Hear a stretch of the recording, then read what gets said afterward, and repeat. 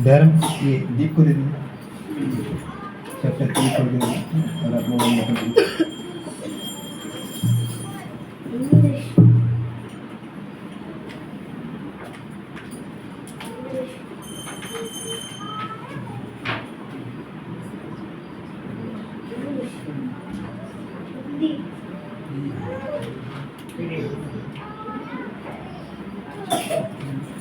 Mobile में भी open कर दीजिए, मोबाइल है।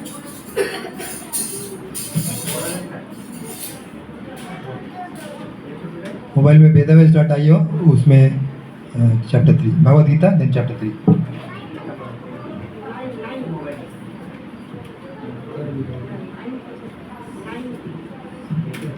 चैप्टर 3 कर्म योगा।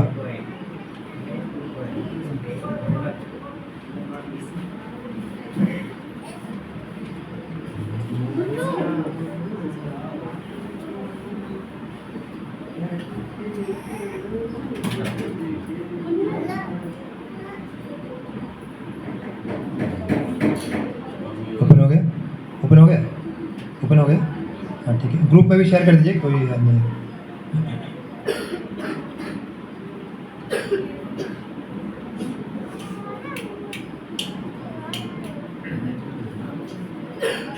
ठीक है, वो ग्रुप में भी डाल रहे हैं, ग्रुप से ओपन कर सकते हैं।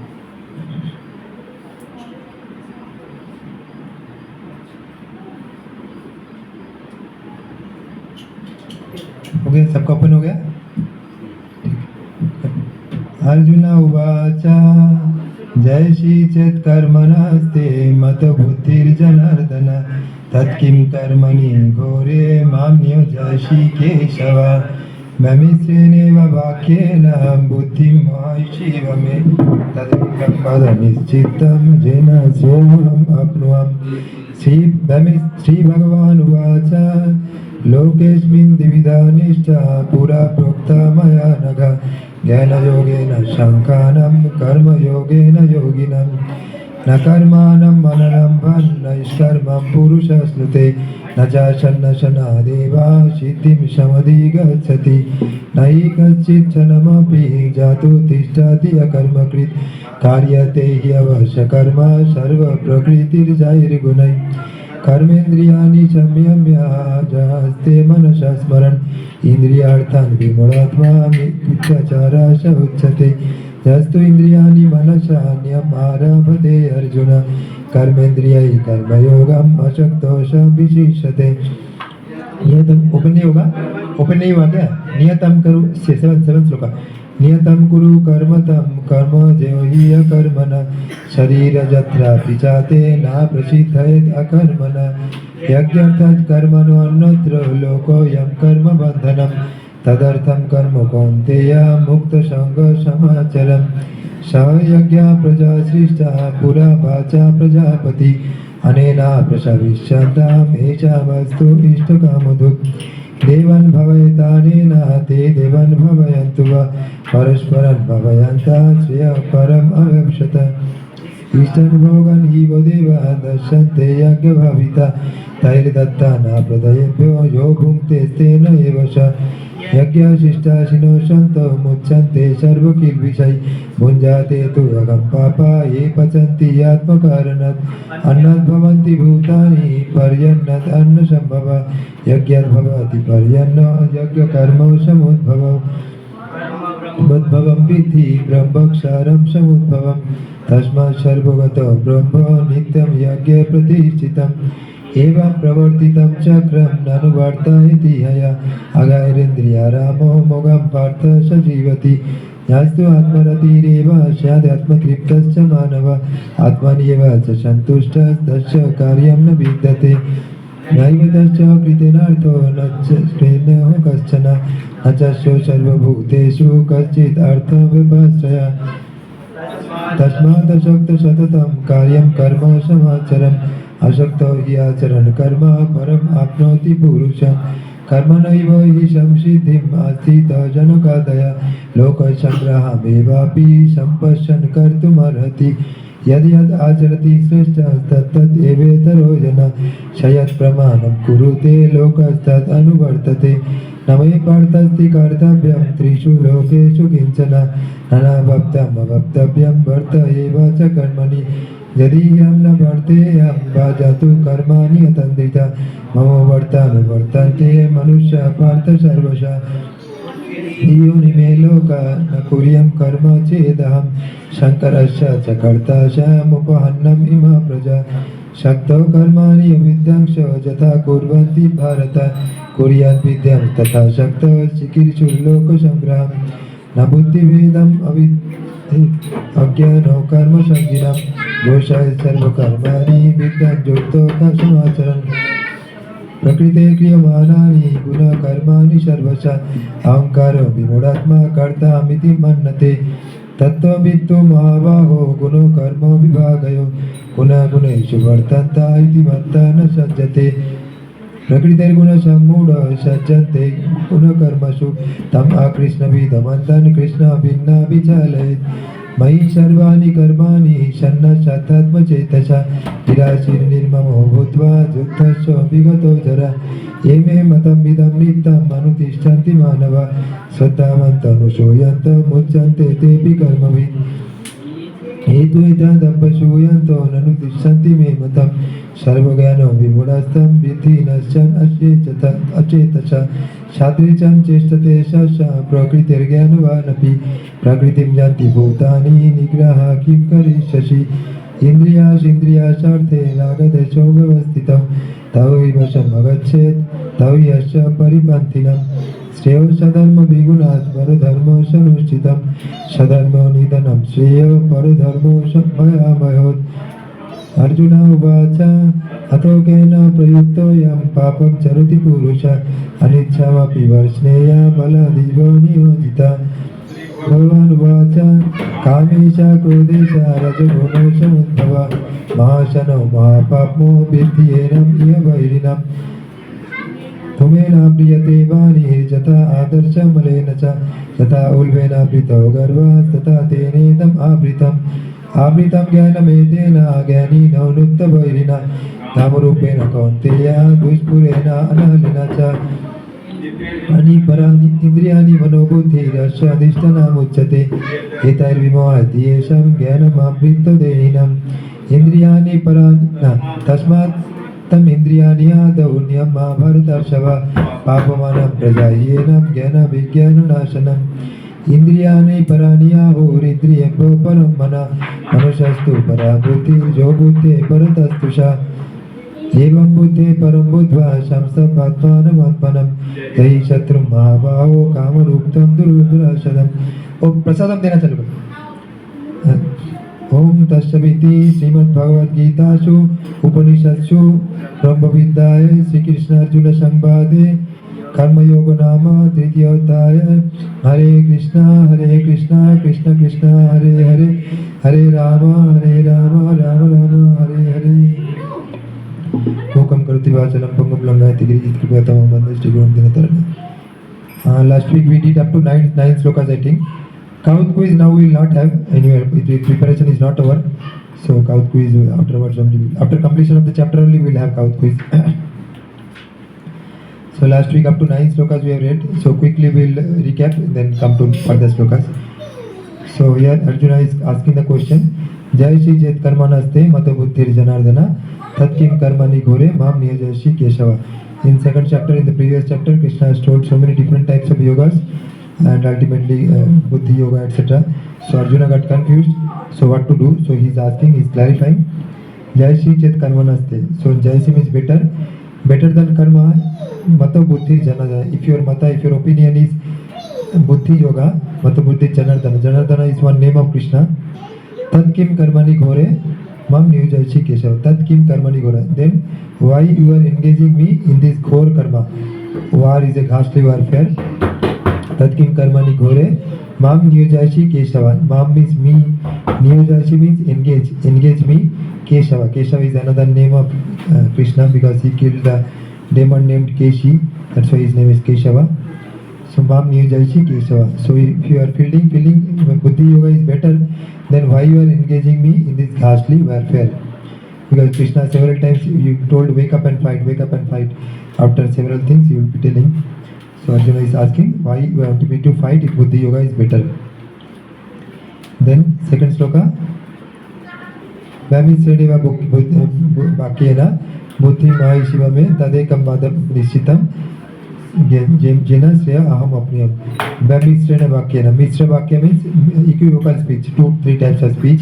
Vami Sredeva Bhakyena means speech. Buddhi Mahishima means my Buddhi. Maha means illusion. My Buddhi is getting bewildered. Buddhi Mahishima means Tadekam Vadam Nishchita. Ekam Vadam Nishchita. Ekam means one type of thing only. Vadam speech. Nishchitam definitely.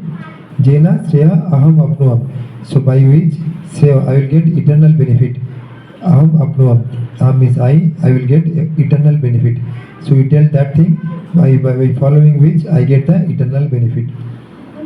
So now that sloka Krishna is telling Lokesmi Divida Nishtha Pura Prokta Maya Naga Jnana Yogena Sankhyanam Karma Yogena Jaginam. So Lokesmi Divida Nishtha. So Loka means in this loka, in this world, Divida Nishtha. There are two. Divida means two. Di means two. Divida Nishtha. Faith. Nishtha means faith. Two types of faith. Jnana Yogena Yoginam and Karma Yogena Yoginam. Jnana Yogena Sankhanam, Karma Yogena Yoginam. So whoever is Shankha Yogi or Jnana Yogi, they will perform Sankha Yoga. Sankha Yoga or analytical study of the what is matter, what is spirit, and meditation. So it will be done by the Shankha Yogis. And Karma Yogina Yoginam. And the yogis means real yogis are the bhaktas. They will perform Karma Yoga. So ultimate aim is to you do Bhakti Yoga, but they will start with Karma Yoga. So Bhakti Yoga is the matured state of Karma Yoga. So they will start with Karma Yoga. That's why whoever is Bhakta, devotees, they will start with Karma Yoga. Then fourth one. Nahi kaschit chanamapi jato tishtati akarmakrit. Nahi. Nakarmanam anarambham naishkarmam purushasnute nachashanna shana deva chitim samadhi gachati. So nahi kaschit chanam nakarmanam anarambham. So not performing duty. Na karmanam anarambhan. Arambhan is performing, anarambhan is not performing. So by not performing duty, na karmanam anarambhan, naishkarmam purushasnute. Naishkarma means freedom from reaction. So by not performing duties, one will not get freedom from reactions. Next line क्या है? Nacha sannyasana deva siddhi samadhi gacchati. So and not by taking sannyasa also one can get siddhi. Siddhi is not assured by just taking sannyasa. Siddhi cannot be assured. Next he is telling the reasons of all those also. Fifth sloka. Nahi kaschit sanamapi जातु तिष्ठति अकर्मकृत कार्यते हि अवश्य कर्म सर्व प्रकृति जाहिर गुना. Nahi kaschit chanamapi. So not even for a single moment. Kaschit chanam. Chanam is moment. Kaschit means not. Nahi kaschit chanamapi jatu tishtati akarmakrit. So we cannot remain akarma, inactive for a single moment. Even if your hands and legs are not working, our mind will keep on working always. So that's why it is told nahi. It is not possible that a single moment we are inactive. Chanamapi jatu tishtati akarmakrit karyate hi avashya karma sarva prakriti jahir gunai. So then what he or she will do? So suppose we are not doing any activity with hands and legs, we are sitting in one place, we will think that I will not do any work, I will not give any reaction, but it will not happen. We will do work with our mind, and by that also we will get bonded. Nahi kaschit kanamapi jatu tishtati akarmakrit karyate avashya karma. Then he will do, after some time again he or she will do helpless act. Avashya means helpless, karma, helplessly they or she will act as per the nature. Whatever nature we are having, that cannot be hidden, that cannot be stopped also. So that will come up. So within some time, within a short time, that will come up and we will start performing avashya karma, helpless karma. Then karmendriyani samyamya ya aste manasasmaran indriyarthan vimulatma mithyachara sauchate. Karmendriyani samyamya. So one who apparently not doing any work with the hands and legs, these are karmendriya. Karmendriyani samyamya. Samyam means regulated. Ja aste manasasmaran. But he is doing smaran with the mind. He is doing sense gratification with the mind. In the mind he or she is engaging, enjoying with the mind. So indriyarthan vimulatma mithyachara usha uchate. So he is called a mithyachara or a pretender. one who is apparently not doing any activities with the body or legs, but he is doing sinful activity with the mind. So he is called a Mityachara. Then Jastu Indriyani Manasa Niyamaravate Arjuna Karmendriyai Karma Yoga Asukta Shabhishishate. So better than that, so these do Karma Yoga. Jastu Indriyani Manasa Niyama means regulating the Indriyas by the mind. So I give the example of chariot. What is the example? Can anybody tell the example of chariot? Giving dana. No, charioteer, horses. I give the example. Yes, tell loudly. In a chariot, 5% are our senses. The passenger is the soul. Passenger is soul. With that Lagam, yes. Reins or lagam.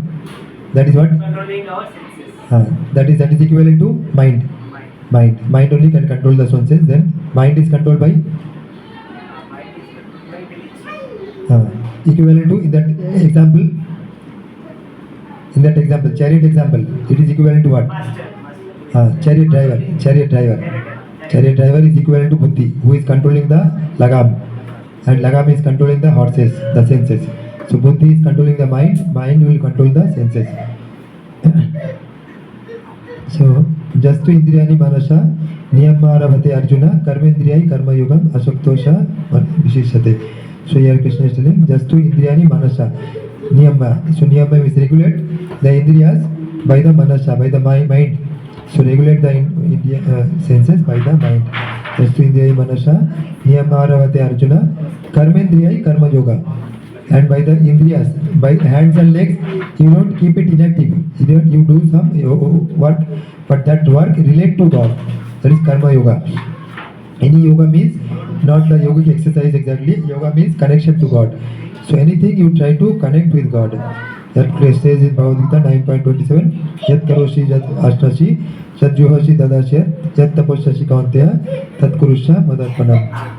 So whatever you do, whatever yajna you do, whatever dana you do, whatever you do, everything, whatever you eat, everything you offer it to me.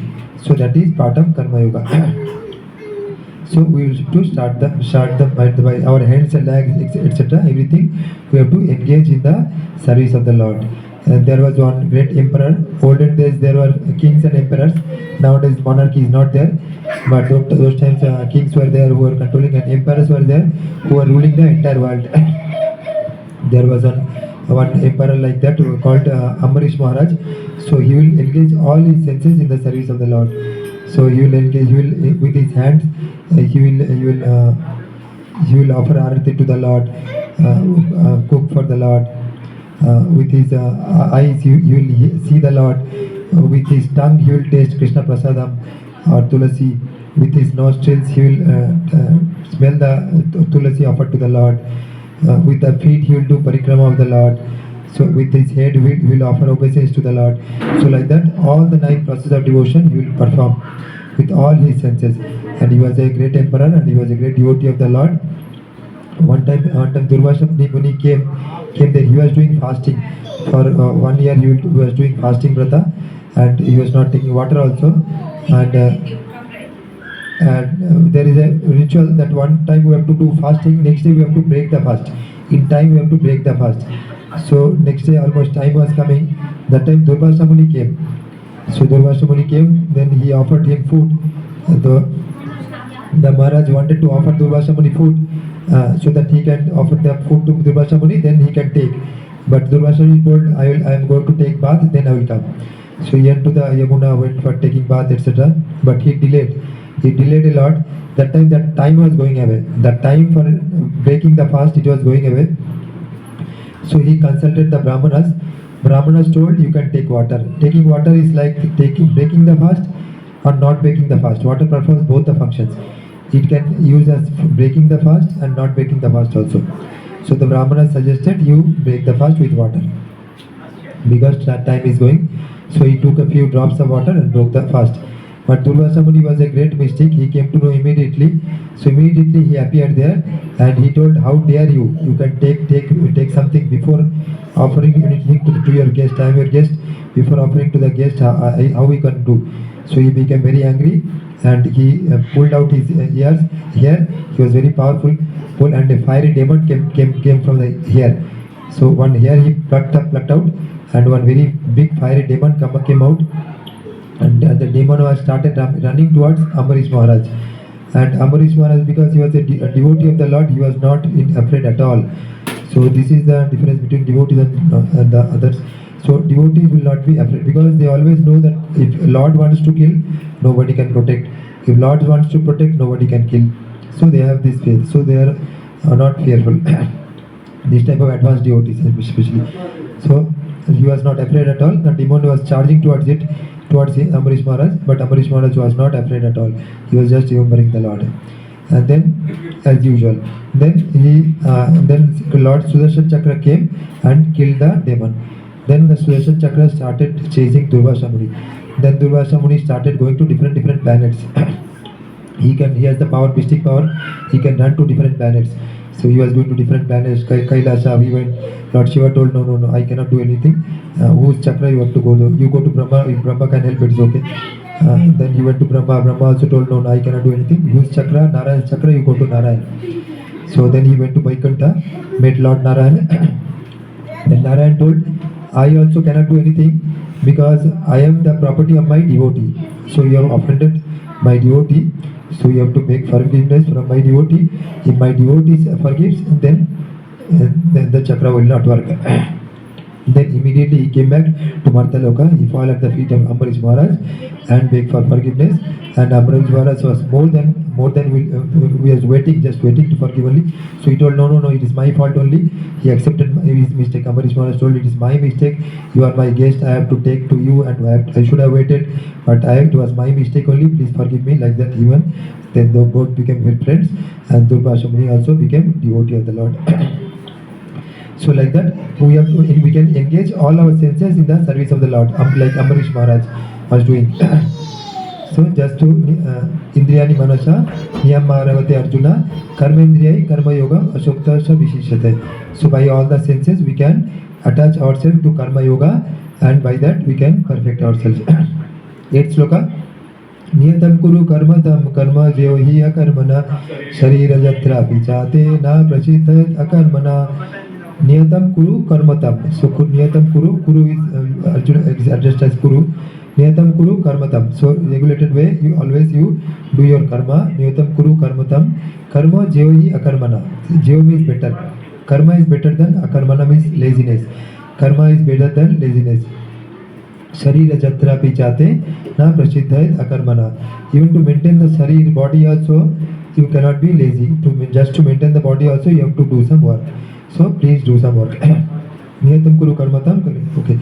Then yagyarthar karmana annatra lokoyam karma bandhanam tadartham karma kantya mukta sangha samarchara. Yagyarthar karmana, but that is also not sufficient. The karma, whatever we told in the previous sloka, is also not sufficient. So first step is we should not be lazy. We should have to do some karma. Second is regulated karma. Then we should not be attached to the results of the karma. In 2.47 it is told, karmani evadikaraste ma phaleshu kadachana ma karma phala heturbu mate shangu astu akarmani. कर्मणि वधिकरस्ते. कर्मा में तुम्हारा अधिकार है. माँ फलेशु कदाचना. अच्छा हिंदी तो बच्चे आप लोग हैं, माँ तुम्हें हिंदी में बोलता, माँ फलेशु कदाचना, तुम्हारा फल में कोई अधिकार नहीं है. माँ कर्मफल हेतु वो ये भी मत सोचो तुम कर्मफल का हेतु हो, तुम कर्मफल का कॉज हो. फिर हेतु हो माते संगो अस्तु अकर्मणि. अकर्मणि भी मत हो. तो इसलिए कि तुम्हारा कर्म में कोई अधिकार नहीं है, फल में कोई अधिकार नहीं है, इसलिए हमको लग सकता है ठीक है मैं कुछ कर्म करूँगा ही नहीं. तो ऐसा नहीं होना चाहिए. ना माते संगो अस्तु अकर्मणि. अकर्मण भी मत हो. सो क्या स्टेप बाय स्टेप क्या है? फर्स्ट लेजीनेस से छोड़ के कुछ कर्म करो. May be fruity work also okay. Then धीरे धीरे उसका कर्म का फल से मुक्त हो जाओ. फल भगवान को आप दे दो. फर्स्ट ऑफ ऑल फल से फल नहीं चाहिए. कुछ अच्छा कर्म करो, कुछ सोसाइटी के लिए अच्छा कर्म करो, उसका फल नहीं चाहिए. उससे जो मनी आता है, कुछ अच्छा काम कर रहा है, उससे कुछ मनी आ रहा है, वो मनी भगवान का सेवा में दे दो. तो इस तरह का.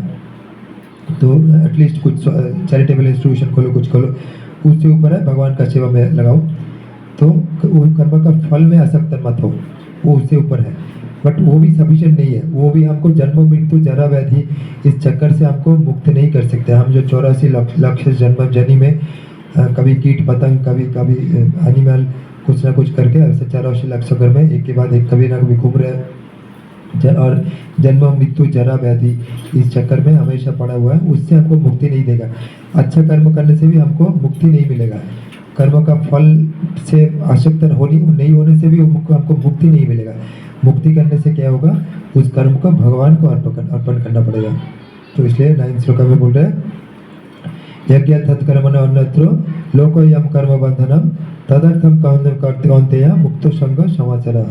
यज्ञ अर्थात कर्मण अन्यत्र, सो वो कर्म, जो कर्म है उसका फल यज्ञ है। यज्ञ मतलब विष्णु या नारायण, वही सभी यज्ञकर्ता बोलता है नारायण, यज्ञकर्ता नारायण है, इसलिए उनको रेफर कर रहे हैं यज्ञ।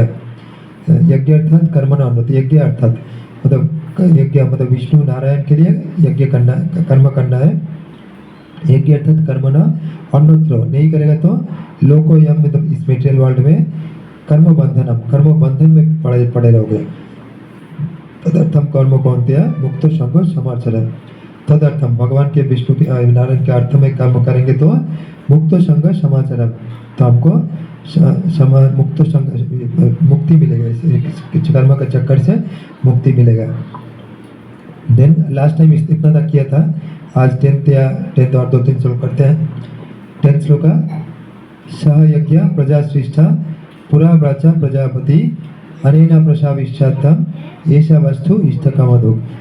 सह यज्ञ प्रजा श्रेष्ठा, तो भगवान ने जब बनाया था तो यज्ञ भी साथ साथ दिया था कि हमको क्या यज्ञ करना चाहिए, वो प्रिस्क्रिप्शन भी साथ में दिया था। सह यज्ञ प्रजा श्रेष्ठा पुरा वाचा प्रजापति, पूरा उवाचा मतलब बोला है, पूरा मतलब पहले बोले हैं पूरा उवाचा प्रजापति मीन्स प्रजा का क्रिएटर, मीन्स मैनकाइंड और जो भी है लिविंग बीइंग का क्रिएटर, लिविंग बीइंग का जन्मदाता, हर एक जीवन लिविंग बीइंग का जन्मदाता। पूरा वाचा प्रजापति अनेन प्रसाविष्ठातम ऐसा वस्तु इष्टघाता कामधुक। नहीं क्या सह यज्ञ प्रजा शिष्टा पूरा वाचा प्रजापति अनेन प्रसाविष्ट हुई है ना, अनेन प्रसाविष्ठातम ऐसा वस्तु इष्टकामधुक। सो ये करेगा तो हमको, हम यज्ञ प्रॉपर्ली करेगा तो हमारा जो मन में इच्छा है, इष्ट है, वो सब परिपूर्ण होगा। हम यज्ञ अच्छे से करेंगे तो इच्छा परिपूर्ण होगा। तो यज्ञ हर टाइप का कर सकते हैं, भगवान का अर्चन कर सकते हैं, भगवान के लिए यज्ञ कर सकते हैं, और भगवान के लिए ध्यान कर सकते हैं, कुछ भी कर सकते हैं। बट कलियुग का के लिए सबसे अच्छा है नाम संकीर्तन। कृत्य जत है तो विष्णु त्रेतायाम जयते मुखम कल तापरितु परिचर्या कलौ तद हरि संकीर्तन। सो कृत्य में सत्ययुग में जब है तो विष्णु का ध्यान करने से मिलता था हमको भगवान। त्रेतायाम जयते मुखम, त्रेता युग में यज्ञ करने से मिलता है। दापरितु परिचर्या, दापर युग में परिचर्या या वर्शिप करने से भगवान को मिलता था। कलौ तद हरि कीर्तन, एंड कलयुग में सेम चीज़ भगवान मिलता है, हरि कीर्तन करने से भगवान मिलते हैं। तो इसलिए यही सबसे अच्छा यज्ञ है। कोई दूसरा यज्ञ भी साथ साथ कर सकते हैं, ठीक है, बट ये सबसे बड़ा यज्ञ है कलियुग के लिए, नाम संकीर्तन। तो स यज्ञ प्रजा श्रेष्ठा पूरा वाचा प्रजापति अनेना प्रसाविष्ठातम ऐसा वस्तु इष्टकामधुक। तो ये यज्ञ करेगा तो हमारा जो मन में इच्छा है सब कुछ हमारा पूर्ण होगा। नेक्स्ट इसका पूरा डिटेल पढ़ेंगे। हाँ बोलिए, थोड़ा डिटेल पढ़ते हैं। कुछ बोल रहे हैं आप? हाँ, कर्म को सबसे ज्यादा ऊपर बताया गया है।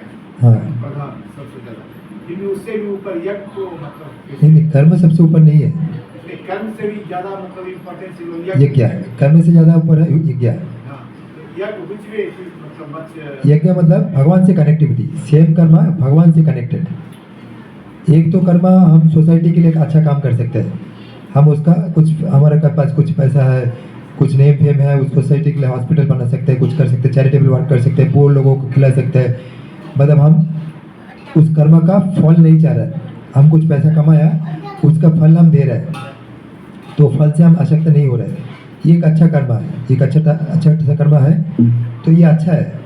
बट इससे अच्छा है जो भी कर्मा है, जो भी फल है, वो भगवान से जोड़ना है, तभी वो यज्ञ हो जाएगा। कर्म का फल जब आप भगवान से जोड़ेंगे तब वो यज्ञ हो जाएगा।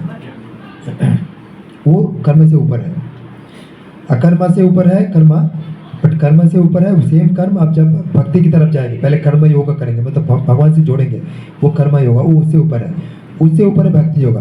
तो भक्ति योगा और कर्म योगा में डिफरेंस मैं लास्ट टाइम बोला था, किसी को याद है? भक्ति योगा और कर्म योगा में डिफरेंस बोला था, 2 बार बोला, 2 दिन बोला। इससे कोई फल अगर मिला, हाँ। भगवान को अर्पित करके आप लीजिए, हाँ। वो मतलब भक्ति योगा। हाँ, कर्म योगा कर्म योगा मतलब कर्म करके आप मतलब उनको अर्पित किए बगैर अगर आप तो खुद उसका नहीं, भोग कर रहे हैं। वो तो कर्म, वो तो नॉर्मल कर्म कांड हो गया। अभी कर्म योगा क्या है, बोलिए साहब, बोलिए। 2 दिन बोला था लास्ट नहीं था। ओके, कर्म योगा मतलब हमको कुछ खाना है, हमको सपोज एक आम खाना है, हम जाके उसको पेड़ से उतर के या किसी मार्केट से खरीद के हम उसको भगवान को अर्पण किया, अच्छे से उसको बना के धो के क्लीन करके काट के भगवान को अर्पित करके खा रहे हैं। बट अल्टीमेट ऑब्जेक्टिव है हमको खाना है, मुझे खाना है। ऑब्जेक्टिव वही था कि मुझे खाना है, बट हमको पता है कि हम भगवान को अर्पित किया भी ना कुछ खाना, वो पाप है, उतना उनको पता है। इसलिए वो उसको अर्पण करके, ऑब्जेक्टिव है मुझे ही खाना है, बट भगवान को अर्पण करके खा रहे हैं, भोग लगा के खा रहे हैं। ये हो गया कर्मा योगा। ऑब्जेक्टिव सेम है कि हमारे हमको ही खाना है, बट भक्ति योगा जो है वो भगवान का भक्ति के लिए करना है, या भगवान जो चाहते हैं वैसा करना है। वो भलाई मैं जो चाहता हूँ वो भलाई ना हो, वो उससे उल्टा हो, बट भगवान जो चाहता है या भगवान का भक्त जो चाहता है मैं ऐसा करूँगा, वो भक्ति योगा है। जैसे प्रभुपाद जी बहुत लोगों को ये इंस्ट्रक्शन दिया, तुम भगवान के लिए कुकिंग करो, तो वो लोग भगवान के लिए बहुत अच्छे से शुद्ध वस्त्र पहन के, नहा के, बहुत अच्छा कॉन्शियसनेस से भगवान के लिए कुकिंग करेंगे, अर्पण करेंगे, और वो भोग भक्त लोगों को खिलाएंगे, वो प्रसाद भक्त लोगों को खिलाएंगे, बट खुद वो नहीं खाएंगे, खुद नहीं खाएंगे। खुद को दूसरा जो कोई अगर कोई दिया वही खाएंगे, बट उसको खुद नहीं खाएंगे। बट सिंस ये गुरु का इंस्ट्रक्शन है तो कुकिंग करो, ये भक्ति योगा हो गया। ये हमारा इच्छा से नहीं है, ये गुरु का इच्छा से, गुरु का इच्छा मतलब भगवान का इच्छा, गुरु का इच्छा भगवान का इच्छा से कर रहा हूँ। वो खुद कभी कभी वो खुद खाएगा तो क्या हो जाएगा, मन में कभी डिजाइन आ जाएगा, अच्छा खाना बहुत अच्छा टेस्टी बना रहे ना, कभी कभी मन में अर्पण करने के पहले ही आ जाएगा कि मैं भी खाऊं, जीभ में पानी आ जाएगा, तो इसलिए वो खुद नहीं खाते। तो इस तरह का चीज़ है भक्ति योगा। तो ये और भी ऊपर है, ये कर्म योगा से भी ऊपर है। तो एक है लेजीनेस से ऊपर है कर्म करना, कुछ कर्म करना, उससे ऊपर है कुछ अच्छा कर्म करना, कर्म का फल नहीं चाहिए। एक तो लेजीनेस से ऊपर कुछ ना कुछ कर्म करो, अपना पेट भरने के लिए कुछ ना कुछ करो। उससे ऊपर है कर्म करना करो, उसका फल के लिए मत देखो, मतलब उसका फल आप अच्छा सोसाइटी के लिए दे दो, दान दे दो, लोगों को खिलाओ, वो लोगों को खिलाओ, उस तरह का, मतलब आप उसको भोग नहीं कर रहे। जो आपके पास मनी है, पैसा है, वो उसको आप भोग नहीं कर रहे, उसको आप चैरिटी में दे रहे हैं, वो उससे ऊपर है, वो कर्म करना। उससे ऊपर है कर्म योगा।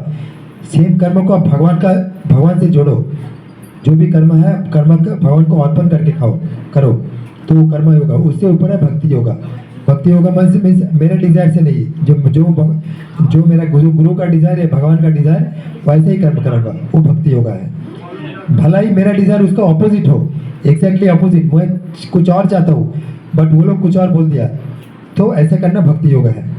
तो हम तो उस टाइम में नकल नहीं कर सकते, हमको कर्म योगा की तरफ जाना पड़ेगा। एटलीस्ट उसके पहले कर्म कांडा करके, मतलब फल से आसक्ता का कुछ अच्छा काम करें, और उससे ऊपर है कर्म योगा। जो भी कर्म है भगवान के से जोड़ के, भगवान के अर्पण करके 9.27 जत अभी मैं बोला था 9.27 खोलिए। जत करोषि जत अश्नोषि जत ददाशी जत योषि जत करोषि 9.27 जत करोषि जत अश्नोषि जत जुहोषि जदाशियत तत्कुरुष्य मदर्पणम। So everything, whatever you want to do, charity, दान, everything you do as an arpan to me, as an arpan to God only. Then 10th श्लोक हो गया। 11th क्या है?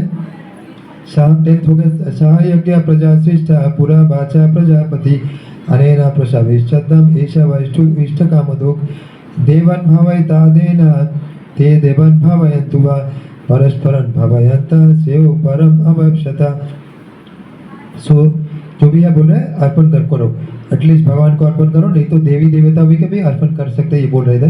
देन देवन भवयतानेन ते देवन भवयन्तु वा, जब तुम देवी देवता का भी अर्पण करोगे, देवन भवयतानेन ते देवा भवयन्तु वा, सो वो देवा जिस जिस देव को तुम अर्पण करोगे वो देवा भवयन्तु वा, वो देवा प्लीज होंगे, तुमसे प्लीज होंगे। देवन भवयन्तु वा परस्परं भवयन्तो सेव परम अवश्यता। सो तुमको भी अच्छा मिलेगा। तो तुम जब देवता लोगों को कुछ अर्पण कर रहे हो, देवता लोग भी संतुष्ट होंगे, देन परस्पर संतुष्ट होंगे, वो भी रिटर्न में तुमको कुछ देंगे। परस्परं भवयन्तो सेव परम अवश्यता, देन उससे सेवा मतलब रिटर्न बेनिफिट तुम सभी को मिलेगा। देन 12th हो गया। 13 यज्ञ शिष्ट 12th क्या है? इष्टन भोगा ही वो देवान दर्शन्ते यज्ञ भाविता तैर्दत्ता न प्रदयेभ्यो जो भुंक्ते तेन एव च।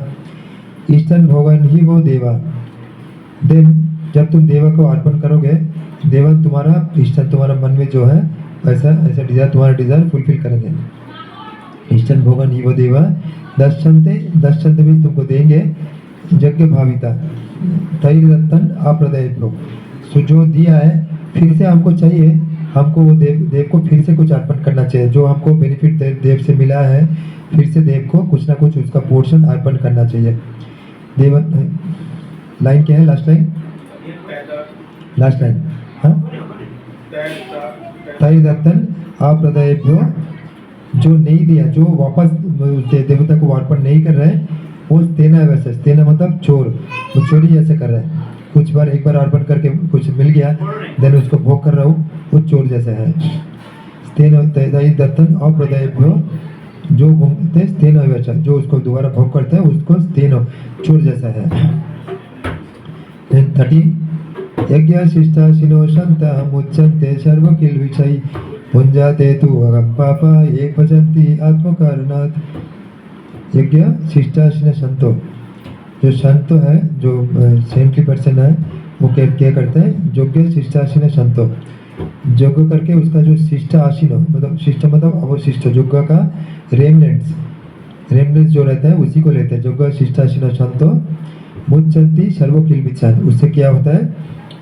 मुच्यन्ति मतलब उसको मुक्ति मिलता है, सर्व किल विषय मतलब पाप, सभी पाप से उसको मुक्ति मिलता है। जब वो भगवान को अर्पण करते हैं, करके उसी का रेमनेंट्स लेते हैं, तब सभी पाप से मुक्ति मिलता है। संतो मुच्यन्ते सर्व किल विषय भुंजाते तु अगम पापा ये पचन्ति आत्मकारणात्, जो आत्मकारणात् खुद के लिए जो बनाता है, भगवान को अर्पण नहीं करना चाहते हैं, जो खुद के लिए बनाता है, वो अगम पापा, वो भोग करते हैं पापा, वो बहुत हेवी पाप ओनली वो एक्यूमुलेट करता है। एक्यूमुलेट का हिंदी क्या बोलेंगे? एक्यूमुलेट या जमा कर, पाप ही जमा करता है वो। अगर जो भगवान को नहीं लेके खाता है, वो यदि कोई एटलीस्ट कुछ देवता को भी लेके देके खाना चाहिए।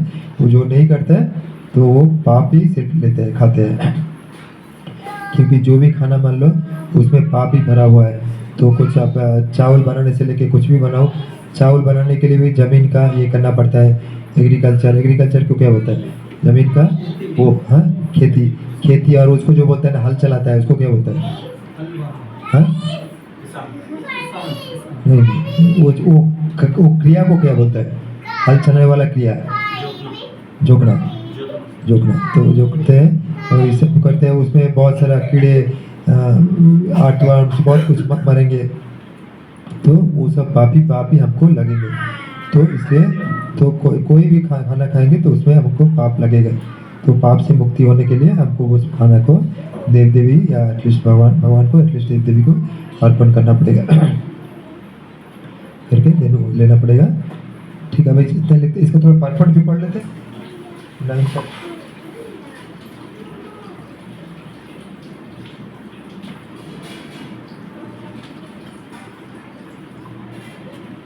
10th जो था, स यज्ञ प्रजा सृष्टा पूरा वत्स प्रजापति अनेन प्रशाविश्चादम ऐसा वस्तु इष्टकामधुक्। In the beginning of creation, the Lord of all creatures sent forth generation of men and demigods along with sacrifices for Vishnu and blessed them by saying, "Be thou happy by this yajna, because this performance will be bestowed upon you everything desirable for living happily." So যখন সৃষ্টি করেছেন ভগবান সাথে সাথে আমাদের যোগ্য দিয়ে দিয়েছেন, যোগ্য করতে হবে, আমাদের কর্ম করতে হবে, যোগ্য করতে হবে, সাথে সাথে এগুলো সাথে সাথে তখনই প্রেসক্রাইব করে আমাদের জন্য দিয়ে দিয়েছেন, শাস্ত্র দিয়ে দিয়েছেন ভগবান আমাদের জন্য। The material creation by the Lord of creature Vishnu is the chance offered to the conditioned souls to come back home, back to Godhead. ये जो मटेरियल वर्ल्ड क्रिएट किया गया है, ये हम लोग जो वैकुंठ लोक में हम लोग पहले थे, तो हम लोग के अंदर कुछ भोग का वासना हुआ, तो वो परिपूर्ण करने के लिए ये भगवान ने हमको ये मटेरियल वर्ल्ड क्रिएट करके दिया है। ये जड़ जगत, भौतिक जगत हमारे लिए बना के दिया है। तो इसका अल्टीमेट पर्पस भी है हमको वापस भगवान के पास जाना ही अल्टीमेट इसका पर्पस का हिंदी क्या है? लक्ष्य, अल्टीमेट लक्ष्य भी ये उद्देश्य भी और भगवान के पास ही वापस जाना है। All living entities within the material creation are conditioned by material nature because of their forgetfulness of their relationship to Vishnu or Krishna, the Supreme Personality of Godhead. तो हम भगवान से हमारा संबंध हम भूल गए, इसलिए हम लोग इस जड़ जगत में, भौतिक जगत में एक के बाद एक जन्म ले रहे हैं और सफ़र कर रहे हैं, दुख में है। The Vedic principles are to help us understand this eternal relationship as it is stated in the Bhagavad Gita. Vedas, Vedaischa sarvai ahame bhavattai. The Lord says the purpose of the Vedas is to understand Him. तो वेद का भी मूल उद्देश्य है कि भगवान को जानना। सभी वेद पुराण सब कुछ का, महाभारत सब कुछ का मेन उद्देश्य है भगवान को जानना, बट वो डिफरेंट फॉर्म में दिया गया है ताकि लोग ले सकते हैं।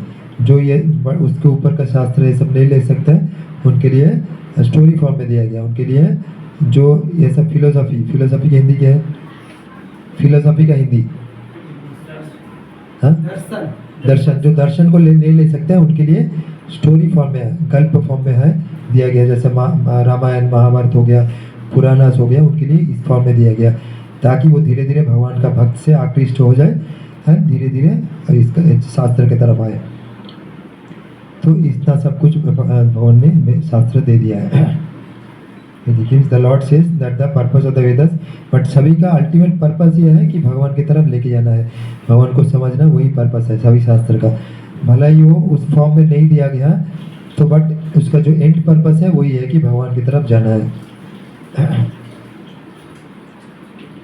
The Vedic hymns is said Patim Vishwaswaram. Therefore, the Lord of the living entities is the Supreme Personality of Godhead, Vishnu. In the Srimad Bhagavatam 2.4.20, Srila Sukadev Goswami tells, Sriya Patir Yagyapatir Prajapatir Dhiya Patir Lokopatir Tharapati Patir Gatis Chanda La Vishnu Sattatam Prasiddha Me Bhagavatam Sattatam Pati. The Prajapati or Lord Vishnu, and He is the Lord of all living creatures, all worlds and all beauties, and the protector of everyone. Lord created this material world to enable the conditioned soul to learn how to perform yogya, or sacrifice for the satisfaction of Vishnu, so that while in this material world they can live very comfortably without anxiety, and after finishing the present material body they can enter into the kingdom of God. तो ताकि हम यज्ञ करके ये जड़ जगत को पार कर सकते हैं, और ये जड़ जगत में भी हम आनंद से रह सकते हैं। अगर हम भगवान का यज्ञ करके रहेंगे तो आनंद से रह सकते हैं, और अल्टीमेटली इस जड़ जगत से मुक्ति मिलके भगवान का वैकुंठ जगत में पहुंच सकते हैं। That is the whole program for the conditioned soul. By performance of yajna the conditioned souls gradually become Krishna conscious and become godly in all respects. So ये यज्ञ करते करते धीरे धीरे हमारे अंदर पवित्रता आएगा, हम हमारे अंदर भगवान का चेतना धीरे धीरे उद्भूत होगा। In the age of Kali, the Sankirtan Yajna or the chanting of the names of God is recommended by the Vedic scriptures, and this transcendental system was introduced by Lord Chaitanya for the deliverance of all men in this age. So हमारा कली युग के लिए जगह धर्म है नाम संकीर्तन, और ये हमारा भगवान एक रूप में चैतन्य महाप्रभु रूप में आके ये यज्ञ हमारे पास देके गया। Sankirtan Yajna and Krishna consciousness go well together. Lord Krishna in this devotional form as Lord Chaitanya is mentioned in the Srimad Bhagavatam 11.5.32. सो चैतन्य महाप्रभु को अपीयरेंस के बारे में भागवतम में ऑलरेडी दिया गया। भागवतम जो 5,000 साल पहले दिया गया था, बट चैतन्य महाप्रभु वो 500 साल पहले आए थे, तो इनके बारे में भी दिया गया था भागवतम में ऑलरेडी। एज फॉलोज कृष्ण वर्णम त्रिशा कृष्णम सांग पांग अस्त्रपर्षदम यज्ञ संकीर्तनी प्राय जयंती ही सुमेधसा।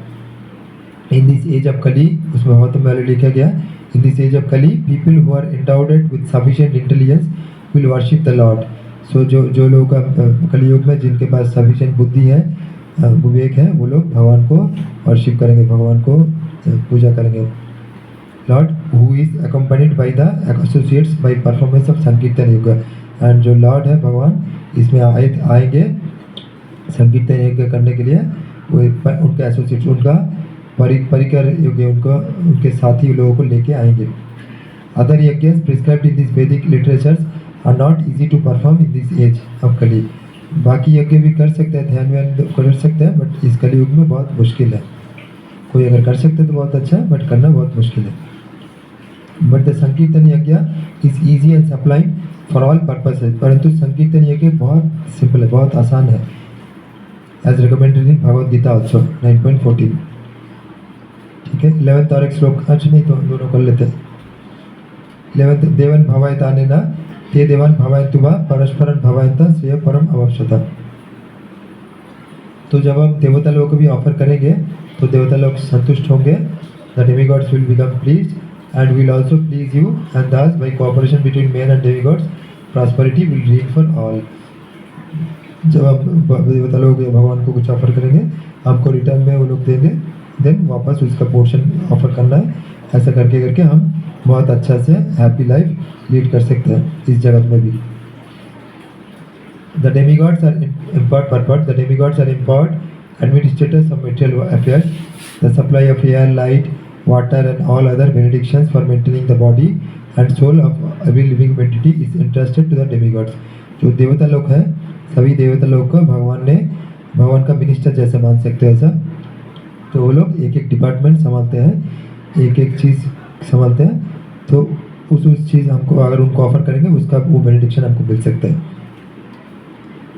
तो वो एक एक डिपार्टमेंट, जैसे वायुदेव वायु का डिपार्टमेंट है, वरुण देव वाटर का डिपार्टमेंट है, इस तरह से एक एक डिपार्टमेंट एक एक का है।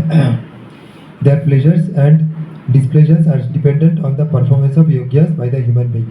सो ह्यूमन बीइंग अच्छे से यज्ञ करके उनको भी ऑफर करेंगे तो वो लोग खुश होंगे, या अगर हम नहीं करेंगे तो वो लोग ना खुश होंगे।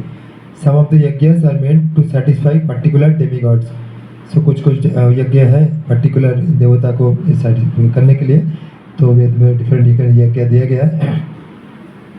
But even in doing so Lord Vishnu is worshipped in all yajnas as the chief beneficiary. परंतु सभी यज्ञ का यज्ञ पुरुष बोलते हैं विष्णु है, नारायण है। सो यह भी यज्ञ कंप्लीट नहीं होता है अगर उस यज्ञ में हम नारायण को नहीं रखते, नारायण को भी ऑफर नहीं करते, तो कोई भी यज्ञ कंप्लीट नहीं होता है, क्योंकि विष्णु या नारायण ही यज्ञ पुरुष बोलते हैं। तो इसलिए फाइनली उनका जो बेनिफिशियरी है वो नारायण ही है। It is stated also in the Bhagavad Gita that Krishna himself is the beneficiary of all yajnas. भोक्तारम यज्ञ तपसम सर्वलोक महेश्वरम सुहृदम सर्वलोकम ज्ञात्वा माम शांति गच्छति। 5.29 भगवद गीता 5.29 है। भोक्ताराम यज्ञ तपसम सर्वलोको महेश्वरम सुहृदम क्या एग्जैक्टली क्या है? 5.29 5th चैप्टर 29 श्लोका। भोक्ताराम यज्ञ तपोषम सर्वलोको महेश्वरम सुहृदम सर्व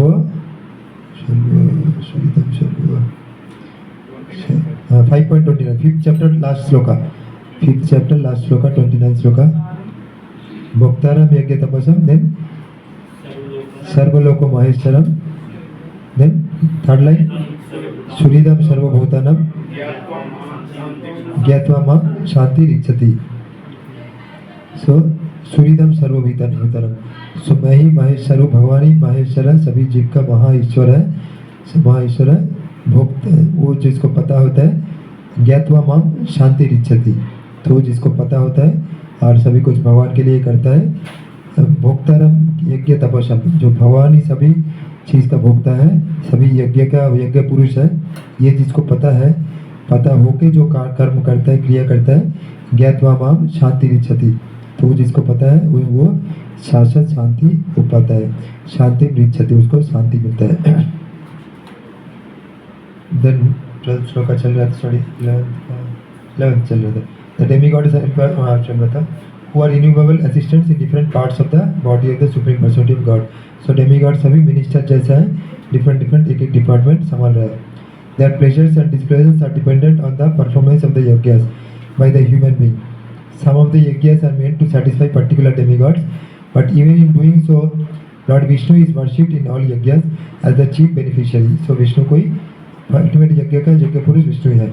It is stated that also in the Bhagavad Gita that Krishna himself is the beneficiary of all kinds of bhaktaram yajna tapasam. Therefore, ultimate satisfaction of the yajna pati is the chief purpose of all yajnas. क्योंकि यज्ञपति भगवान विष्णु है, नारायण है, तो इसलिए सभी purpose का ultimate indirect purpose ही हो गया सभी यज्ञ के कि भगवान को संतुष्ट करना। When these yajnas are perfectly performed, naturally the demigods in charge of the different departments of supply are pleased. तो जब भी हम ये यज्ञ अच्छे से करेंगे तो डेमिगॉड वो लोग भी खुश होंगे और हम हमारे इष्ट जो है मन में है उसको वो हमको वो भर देंगे। And there is no scarcity in the supply of natural products, हमको कुछ भी चीज़ का अभाव नहीं होगा, हम अच्छे से जिएंगे। Performance of yajnas has many side benefits ultimately leading to the liberation from material bondage. So यज्ञ करने से बहुत बेनिफिट मिलेगा, अल्टीमेट पर्पस है मुक्ति मिलना, बट साइड बेनिफिट भी हमको बहुत मिलेगा। By performance of yajnas all activities become purified as it is stated in the Vedas. आहार शुद्धौ सत्व शुद्धि सत्व शुद्धौ ध्रुव स्मृति स्मृति लंभ सर्व ग्रंथिनम विप्रो मोक्षणम। By performance of yajna one's eatables, हम अपना जो फूड है यज्ञ करने से हमारा जो आहार है वो शुद्धि होता है, become sanctified. And by eating sanctified foodstuffs, one's very existence become purified. तो वो शुद्ध फूड खाने से हमारा सत्व का शुद्धि होता है। By the purification of one's existence, finer tissues in the memory become sanctified, and when memory is sanctified, one can think of the path of liberation. तो हमको जब धीरे धीरे ऐसे शुद्धि का अनुकरण होगा, हम मुक्ति के तरफ जाएंगे।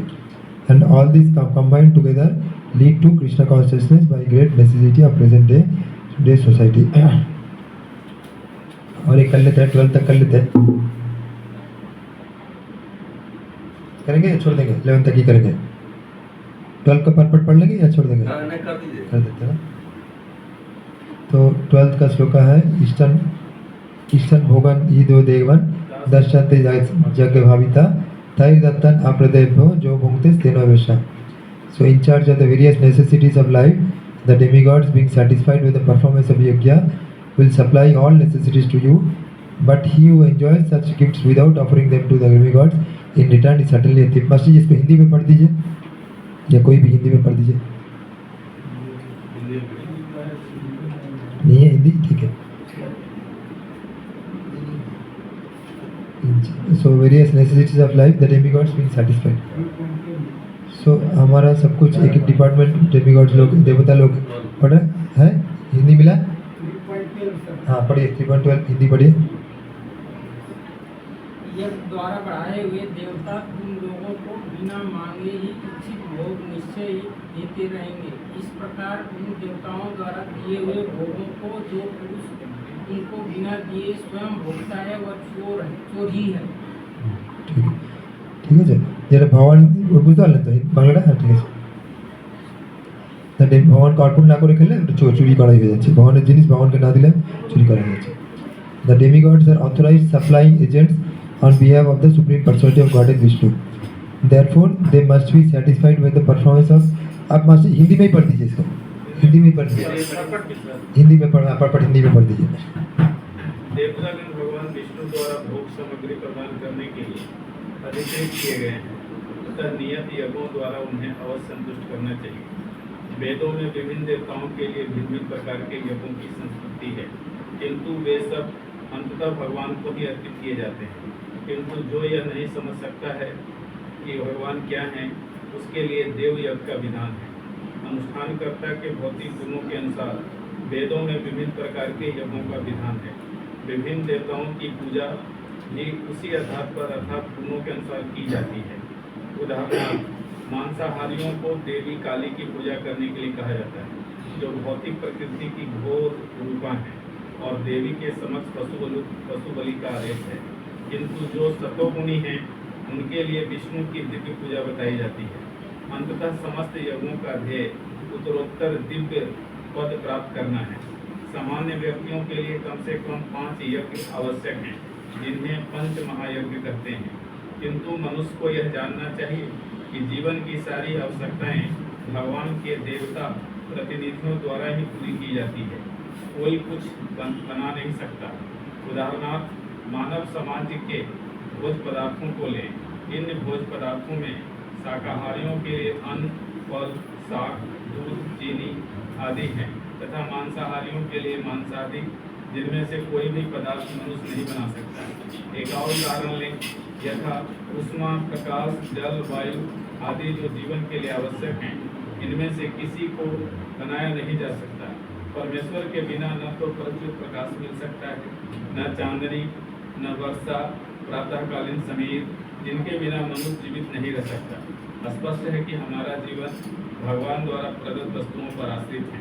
यहाँ तक कि हमें अपने उत्पादन उद्यमों के लिए अनेक कच्चे मालों की आवश्यकता होती है, यथा धातु, गंधक, पारद, मैग्नीज तथा अन्य अनेक आवश्यक वस्तुएं, जिनकी पूर्ति भगवान के प्रतिनिधि इस उद्देश्य से करते हैं कि हम इनका समुचित उपयोग करके आत्म साक्षात्कार के लिए अपने आप को स्वस्थ एवं पुष्ट बनाएं, जिससे जीवन का चरम लक्ष्य अर्थात भौतिक जीवन संघर्ष से मुक्ति प्राप्त हो सके। यज्ञ संपन्न करने से मानव जीवन का यह लक्ष्य प्राप्त हो जाता है। यदि हम जीवन उद्देश्य को भूलकर भगवान के प्रतिनिधियों से अपनी इंद्रिय तृप्ति के लिए वस्तुएं लेते रहेंगे और इस संसार में अधिकाधिक फंसते जाएंगे, जो कि सृष्टि का उद्देश्य नहीं है, तो निश्चय ही हम चोर हैं और इस तरह हम प्रकृति के नियमों द्वारा दंडित होंगे। चोरों का समाज कभी सुखी नहीं रह सकता, क्योंकि उनका कोई जीवन लक्ष्य नहीं होता। भौतिकवादी चोरों का कभी कोई जीवन लक्ष्य नहीं होता। उन्हें तो केवल इंद्रिय तृप्ति की चिंता रहती है। वे नहीं जानते कि यज्ञ किस तरह किए जाते हैं। किंतु चैतन्य महाप्रभु ने यज्ञ संपन्न करने की सरलतम विधि का प्रवर्तन किया। यह है संकीर्तन यज्ञ, जो संसार के किसी भी व्यक्ति द्वारा जो कृष्ण भावनामृत के सिद्धांतों को अंगीकार करता है, संपन्न किया जा सकता है। ये तय करेंगे और खत्म करेंगे या? अरे करना है नेक्स्ट आई करेंगे। तो 12 श्लोका तक परफेक्ट पढ़ा, 13 तक श्लोका पढ़ा, तो अभी नेक्स्ट टाइम करेंगे। कुछ इसमें से डिस्कशन है, कुछ है तो कर सकते हैं 2-3 मिनट 5 मिनट। ऑनलाइन में ऑनलाइन कट हो गया, हाँ भाई ऑनलाइन कट उधर है, उधर इसमें ज्वाइन कर दीजिए। एक मोबाइल किसी का मोबाइल में ज्वाइन करके दीजिए गूगल मीट में।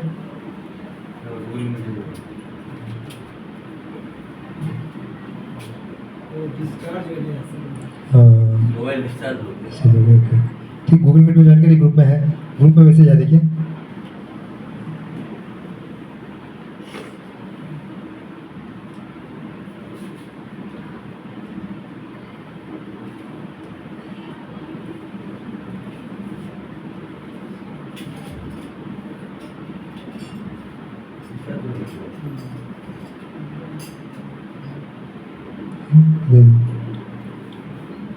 दिख रहा है? हाँ दिख रहा है।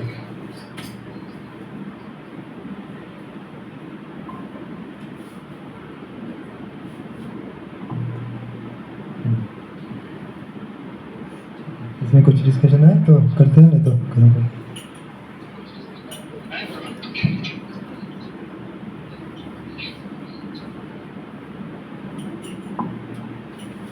ऑनलाइन में भी कुछ है, ठीक है खत्म करते हैं। नमस्ते नरसिंहाय, नमस्ते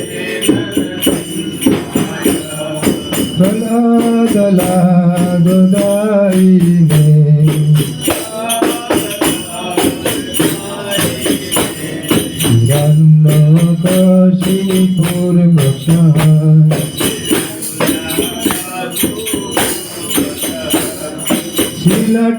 कानकालारे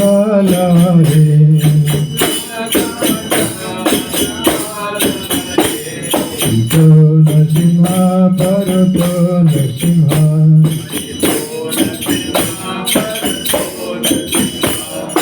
जतो जतो जामि ततो नरसिंहा